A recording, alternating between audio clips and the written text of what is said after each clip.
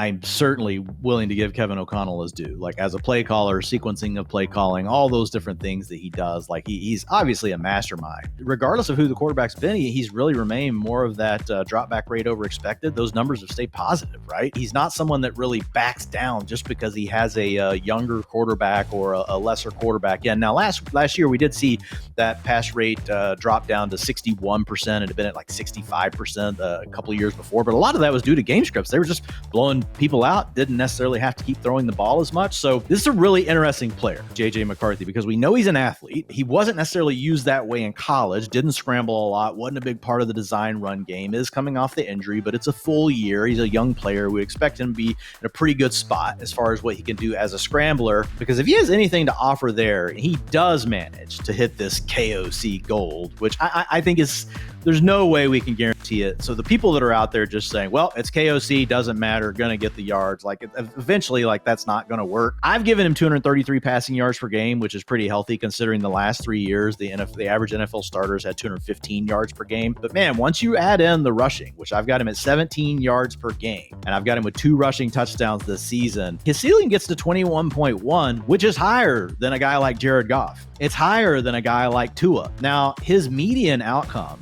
in our range of outcomes is lower than what we have with Tua. It's lower than what we have with Jared Goff. Obviously, he's an unproven asset, but man, if he did somehow throw for like 250, 260 yards per game, and he had this rushing ceiling that we didn't fully comprehend going into the year, there is massive breakout potential here for JJ McCarthy.